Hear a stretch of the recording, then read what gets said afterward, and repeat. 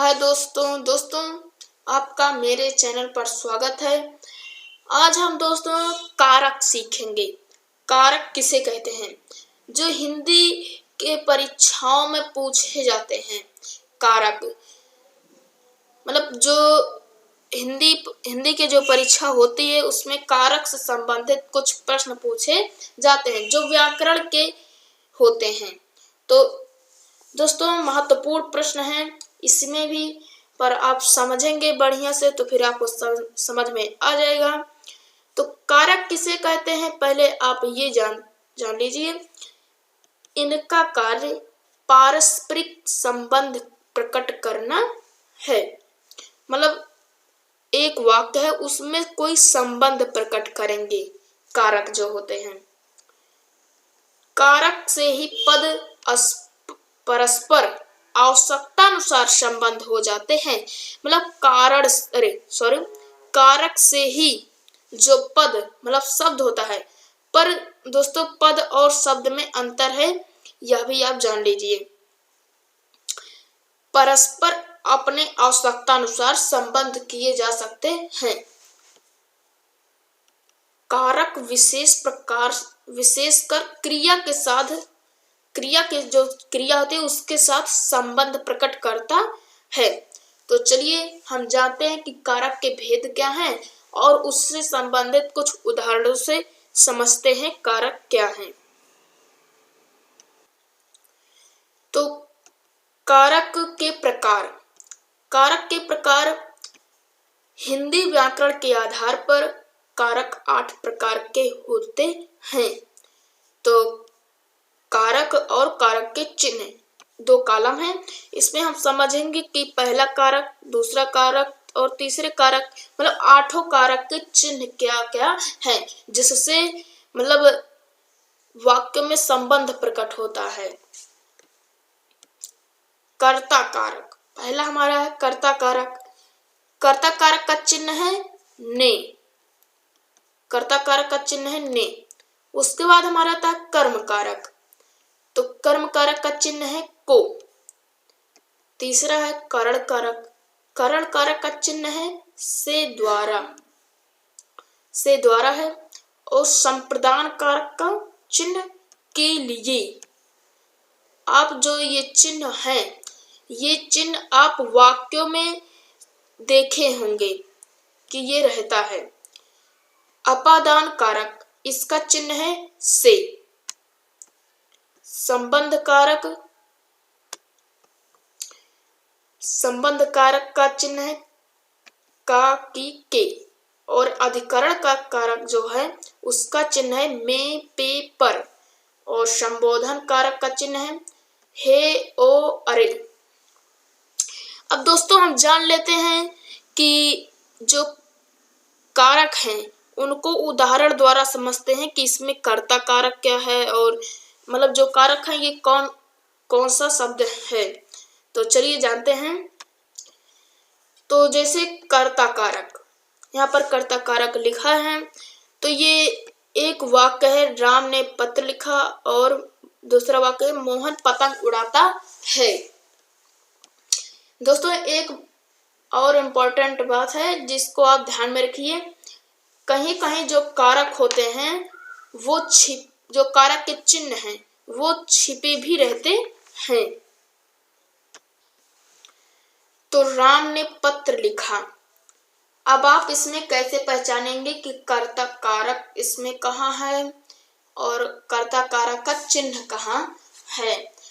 तो अभी हमने पीछे हमने आपको बताया था उन कारक और उसके चिन्ह। यदि आप उन्हें याद कर लेंगे तो फिर आप कारक के चिन्ह और जो कारक है उसको पहचान लेंगे। तो राम ने पत्र लिखा, तो इसमें राम जो है कर्ता, पहले आप इसके बारे में जान लीजिए कर्ता कारक है क्या।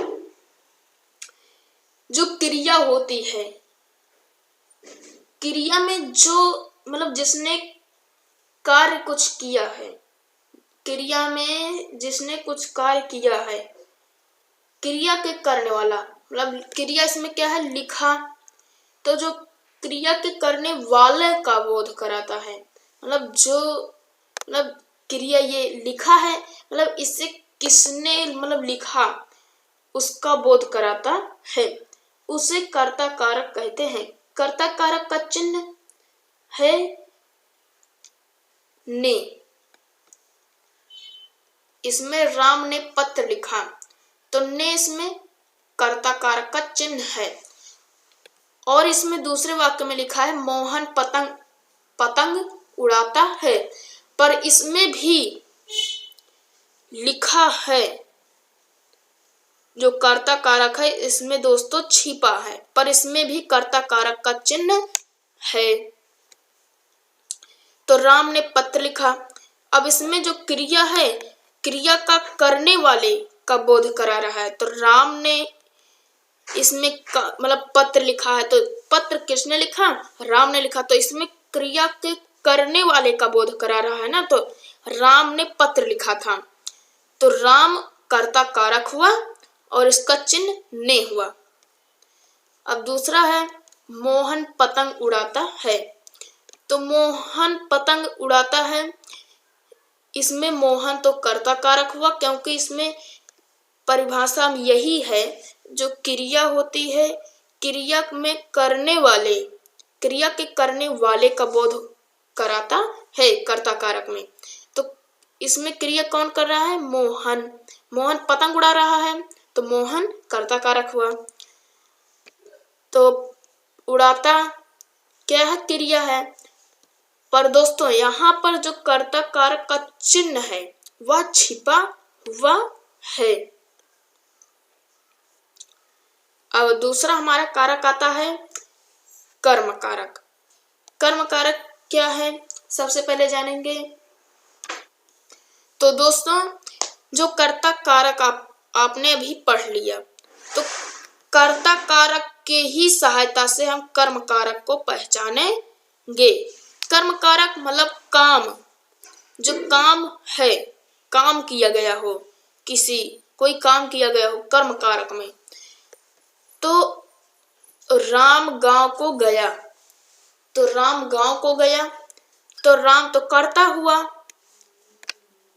अब गया तो क्रिया हुई,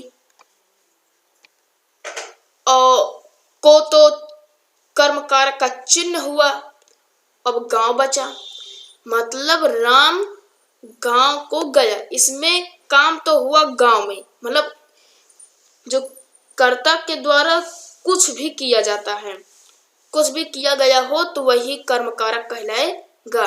तो राम कर्ता हुआ और गांव कर्म कारक हुआ, और जो को है ये तो कर्म कारक का चिन्ह हुआ, और गया क्रिया हुई। तो राम गांव को गया, तो इसमें कर्ता के द्वारा जो कुछ हुआ है ना, कर्ता ने कुछ भी मतलब कुछ किया है, मतलब गांव को गया है, तो यह कर्म कारक हुआ गांव। राम गांव गया। अभी दोस्तों पीछे गांव तो को जो है कर्म कारक का चिन्ह है, इसमें छिपा नहीं है, और गांव तो कर्म कारक है, पर राम गांव गया। अब यहाँ पर एक ही अर्थ निकल रहा है, राम गांव को गया या राम गांव गया। इसमें दोनों का जो वाक्य है, दोनों का अर्थ एक ही निकल रहा है कि जो राम है वह गांव गया है, या राम गांव को गया, एक ही बात हुई। तो इसमें जो कर्म कारक है, इसमें जो चिन्ह है कर्म कारक का, वह छिपा हुआ है। ये भी आप ध्यान में रखिए कि जो कारक होते हैं वे कहीं कहीं छिपे भी रहते हैं, कारक के चिन्ह छिपे रहते हैं। अब इसके बाद हमारा आता है करण कारक। करण कारक क्या है, तो दोस्तों करण कारक क्या है, तो करण कारक का अर्थ हुआ काम किसके द्वारा हुआ है, यह काम किसके द्वारा हुआ है, मतलब कर्ता के द्वारा जो काम हुआ है, पर किसके द्वारा हुआ है उसको बताना है। अभी पिछली मतलब जो पीछे है कर्म कारक, उसमें तो कर्ता के द्वारा जो कुछ हुआ था, पर इसमें करण कारक में जो कुछ किसके द्वारा हो रहा है, इसमें किसकी सहायता से किया गया है। तो राम कलम से लिखता है, तो राम कलम से लिखता है मतलब किसकी सहायता से लिखा, कलम से लिखा, तो कलम तो हो गया करण कारक। अब से तो आप जानते हैं कि करण कारक का चिन्ह है, राम कलम से लिखता है। तो करण का आप अर्थ समझ गए होंगे कि करण कारक का मतलब यही हुआ कि यह कार्य जो हुआ है कर्ता के द्वारा, पर किसकी सहायता से हुआ है, ये हमें पहचानना होता है करण कारक में। तो दूसरा वाक्य है, वह ट्रेन द्वारा दिल्ली चला गया। तो वह ट्रेन द्वारा दिल्ली चला गया, वह तो कर्ता हुआ। अब ट्रेन द्वारा तो करण कारक का चिन्ह हुआ और दिल्ली चला गया। अभी एक ऐसा ही वाक्य बना देते हैं दोस्तों, वह ट्रेन द्वारा गांव गया। अब इसमें हमारा कर्ता क्या हुआ, वह, और गांव गया, गया हुई क्रिया। तो ऐसे पीछे वाक्य एक था, यहाँ पर था राम गांव गया, पर यह किसके द्वारा गया इसमें इस वाक्य में नहीं है। पर जो यहाँ पर एक वाक्य है, वह ट्रेन द्वारा गांव गया, तो इसमें यहाँ पर यदि वाक्य रहता वह गांव गया तो इसमें भी कर्म कारक होता, पर इसमें लिखा है वह ट्रेन द्वारा गांव गया। तो वह ट्रेन द्वारा गांव गया तो करण कारक आप समझ रहे थे। तो वह ट्रेन द्वारा गांव गया, वहां पर पिछले जो कारक था कर्म कारक, उसमें था राम गांव गया। यहाँ पर मान लीजिए हम लिख ही देते हैं राम ट्रेन द्वारा गांव गया, तो इसमें किसकी सहायता से गया, ट्रेन की सहायता से। और यहाँ पर द्वारा जो शब्द है यह करण कारक का चिन्ह है और ट्रेन करण कारक हुआ। ये करण कारक है, पर जो द्वारा शब्द है वह करण कारक का चिन्ह है। तो इसमें राम ट्रेन द्वारा गांव गया। अब पीछे यहाँ पर था राम गांव गया, पर इसमें ये नहीं था कि ट्रेन द्वारा गया, तो इसलिए यहाँ पर जो गांव है ये कर्म कारक हुआ, मतलब इसमें काम किया गया कुछ, मतलब क्रिया के द्वारा कुछ काम किया गया है, कर्ता के द्वारा कुछ काम किया गया। तो जो कर्ता था वह गांव गया था, तो मतलब राम गांव गया। अब यहाँ पर वैसे ही है, राम ट्रेन द्वारा गांव गया, पर इसमें कर्ता कारक कर्म कारक अभी नहीं है, यहाँ पर ट्रेन द्वारा गांव गया है, तो ट्रेन की सहायता से वह गया। तो करण का अर्थ आप समझ रहे होंगे कि जो कर्ता है उसके द्वारा जो कार्य किया गया है, पर जिसकी सहायता से किया गया है वह करण कारक होगा। अब चलिए जानते हैं कि इसके बाद कौन सा कारक आता है। इसके बाद हमारा चौथा कारक होता है संप्रदान कारक। तो संप्रदान कारक की तरफ चलते हैं। संप्रदान कारक, तो संप्रदान कारक क्या है? जो संप्रदान कारक होता है जिसके लिए कार्य किया जाता है, इसमें जिसके लिए कार्य किया जाता है या जिसके लिए वस्तु दी जाती, मतलब कोई वस्तु है जिसके लिए वस्तु दी जाती है, या तो फिर कुछ होता है तो फिर उसमें जिसके लिए कार्य किया जाता है, या तो फिर वह जिसके लिए वस्तु दी जाती है। इसमें ये दो वाक्य ध्यान में रखना है संप्रदान कारक में। संप्रदान कारक का आप चिन्ह जानते हैं। संप्रदान कारक का चिन्ह होता है के लिए। वह मेरे लिए कपड़ा लाया, वह मेरे लिए कपड़ा लाया। अब यहाँ पर दो वाक्यों में से एक वाक्य का अर्थ मतलब मिलना चाहिए। जिसके लिए कार्य किया जाता है यहाँ पर मेरे लिए, जो मेरे है ये तो संप्रदान कारक हुआ। मतलब मेरे लिए यहाँ पर कोई नाम यदि होता तो फिर वहां यह तभी भी यह संप्रदान कारक होता। तो मेरे ये तो संप्रदान कारक हुआ, और जो लिए शब्द है वह संप्रदान कारक का चिन्ह है।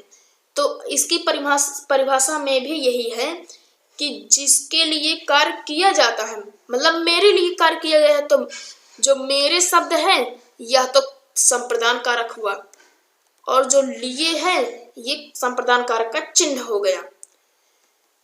गांव के लिए जल जाओ, गांव के लिए जल लाओ। यहाँ पर दोस्तों, यहाँ पर लाओ है, थोड़ा गलत हो गया है, सॉरी। लाओ, गांव के लिए जल लाओ। तो गांव के लिए जल लाओ, तो इसमें किसके लिए मतलब कहा गया है ये जल लाओ, अरे सॉरी, गाय के लिए जल लाओ। तो गाय के लिए जल लाओ ये किसके लिए कहा गया है, गाय के लिए कहा गया है। तो गाय संप्रदान कारक हुआ, और के लिए जो शब्द है ये तो संप्रदान कारक हुआ, अरे संप्रदान कारक का चिन्ह हुआ। के लिए आप जानते हैं संप्रदान कारक का चिन्ह के लिए है। अब किसके लिए जल लाना है, गाय के लिए लाना है। तो आप समझ गए होंगे कि इसमें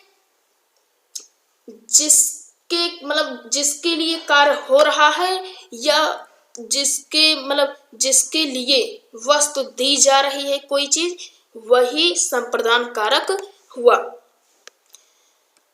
अभी मैंने कह दिया कि मेरे लिए जल लाओ, मेरे लिए जल लाओ, मेरे लिए भोजन लेकर आओ। तो मेरे लिए ना, तो मेरे शब्द संप्रदान कारक हुआ, और जो लिए है वो तो संप्रदान कारक का चिन्ह हुआ। अब इसके बाद हमारा आता है अपादान कारक। तो अपादान कारक क्या है और उसका चिन्ह कैसे लगता है, चलिए जानते हैं। अपादान कारक, तो पेड़ से पत्ते गिरते हैं। पहले अपादान की हम परिभाषा समझ लेते क्या है। जिससे किसी वस्तु का अलग होना, मतलब किससे अलग हो रहा है, वही अपादान कारक है। और जो से है वो तो चिन्ह है, किससे अलग हो रहा है। तो यहाँ पर पेड़ से अलग हो रहा है, तो पेड़ से अलग हो रहा है, पेड़ तो संप्रदान कारक हुआ, आप जान रहे हैं। और से अपादान कारक, अरे सॉरी, जो पेड़ है ये अपादान कारक है, और जो से है ये अपादान कारक का चिन्ह है। तो पेड़ से पत्ता गिर रहा है, मतलब अलग हो रहा है, तो पेड़ से अपादान कारक, इसमें दोनों, मतलब अपादान कारक तो पेड़ हुआ, और जो से है ये अपादान कारक का चिन्ह है। मतलब अभी आप जान रहे होंगे कि जो ये आप पहले से जान रहे हैं कि जो कारक होता है वह मतलब परस्पर, मतलब जो वाक्य होता है उसमें पारस्परिक संबंध प्रकट करता है। तो ये जो से है ये संबंध प्रकट कर रहा है। पेड़ से, अब से पत्ते गिर रहे हैं, मतलब कुछ अलग हो रहा है। अपादान कारक का मतलब ही हुआ कि किसी वस्तु का किसी से अलग होना। तो जो पेड़ से पत्ते गिर रहे, मतलब पेड़ से पत्ता अलग हो रहा है गिरकर। तो वैसे यहाँ पर लिखा है गंगा नदी हिमालय से निकलती है। तो जो गंगा नदी है तो हिमालय से अलग हो रही है, मतलब हिमालय से निकल रही है, पर उसमें अभी बहुत आगे जाते जाते अलग हो जाती है।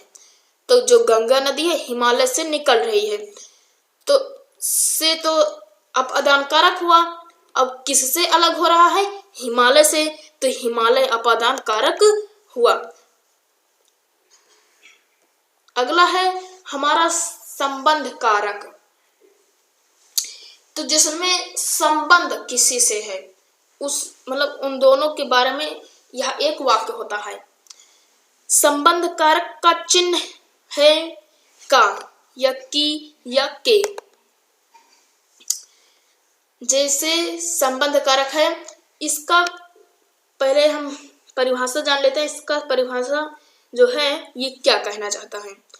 संज्ञा अथवा सर्वनाम, चाहे सर्वनाम हो चाहे संज्ञा हो, उसका शब्द जो उसका संबंध है वह किसी के ज्ञान से हो रहा है, ज्ञान होता है, उसे हम संबंध कारक कहते हैं। जैसे यह राम की बहन है, तो यह राम की बहन है, इसमें संबंध हो रहा है। मान लीजिए यहाँ पर यदि कोई संज्ञा होता तो फिर कोई मतलब किसी का नाम होता किसी का, तो यहाँ पर संज्ञा हो जाता, पर यहाँ पर अभी सर्वनाम है। और इसमें भी कहा गया है कि संज्ञा अथवा सर्वनाम के संबंध का ज्ञान होता है, वही संबंध कारक होता है, मतलब इसमें संबंध प्रकट करना होता है। राम संबंध कारक हुआ, यहाँ पर ये इतना संबंध कारक हुआ और कि संबंध कारक का चिन्ह हुआ है। यह उसका घर है, तो यह इतना संबंध कारक हुआ और का कारक संबंध कारक का चिन्ह हुआ है। इसके बाद हमारा आता है अधिकरण कारक। अधिकरण कारक क्या है।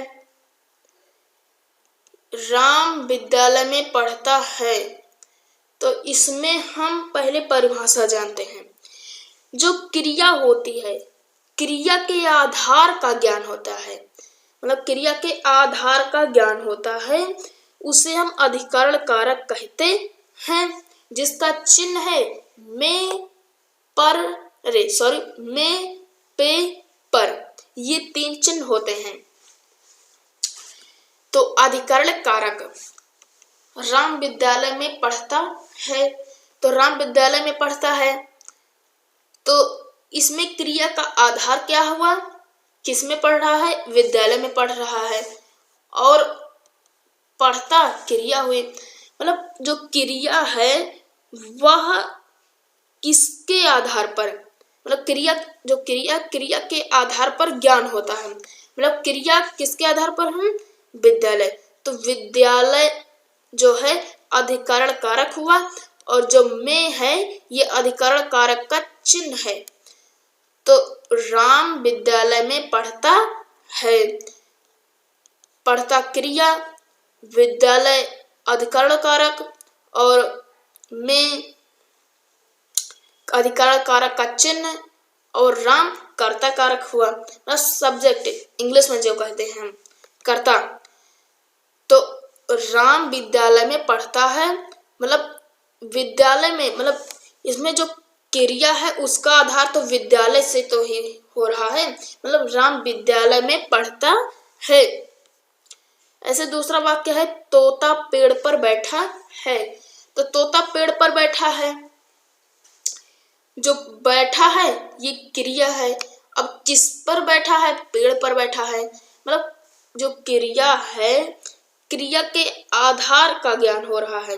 आधार तो पेड़ है, मतलब इसी पर तो वह बैठा है, तो जो नीचे है जिस पर बैठा वह तो आधार हुआ इतना, तो वही जो तोता है उसके ऊपर बैठा है, आधार के ऊपर जितना लकड़ी या कुछ होता है, नीचे तो आधार, ऊपर तोता बैठा है, जितने मतलब उसकी स्थान है उसका, तो तोता पेड़ पर बैठा है, तो बैठा क्रिया हुआ, और जो पर है ये अधिकरण कारक का चिन्ह हुआ, और पेड़ अधिकरण कारक है, और तोता तो सब्जेक्ट या कर्ता कहते हैं हिंदी में। तो अब इसके बाद हमारा आता है संबोधन कारक, तो जिसमें हम संबोधित करते हैं किसी को, यह संबोधन कारक है जिस शब्द से किसी को पुकारा जाए, या दूर से हम उसे बुला रहे हैं, या हम किसी को हम दूर से बुला रहे हैं, या तो फिर यही है हम उसे मतलब पुकार रहे हैं, पुकारा जाए, तो उसका अर्थ संबोधन कारक होता है। इस चिन्ह, इसका जो चिन्ह होता है हे, अरे है, जैसे अरे, यहाँ पर विस्मयादिबोधक चिन्ह है, यहाँ क्या कर रहे हो, अरे पुकार रहा है, मतलब कुछ अरे, और यहाँ क्या कर रहे हो। अब यहाँ पर पूछ रहा है, तो पहले अरे पुकारा और यहाँ क्या कर रहे हो, अब पूछ रहा, बता रहा है, हे बालक। अब यहाँ पर तो पुकारा, यहाँ मत खेलो, मतलब कुछ कह रहा है। ये विस्मयाद बोधक चिन्ह है। दोस्तों, जहां भी यह चिन्ह है वहां हर्ष, खुशी का या तो फिर संबोधन कारक का है। तो दोस्तों, यदि आपको वीडियो पसंद आया है तो वीडियो को प्लीज सब्सक्राइब और वीडियो को लाइक कर दें और चैनल को सब्सक्राइब कर दें। पढ़ाते पढ़ाते थोड़ा ध्यान और कहीं चला जाता है। तो दोस्तों, मिलते हैं अगले वीडियो में, तब तक के लिए धन्यवाद।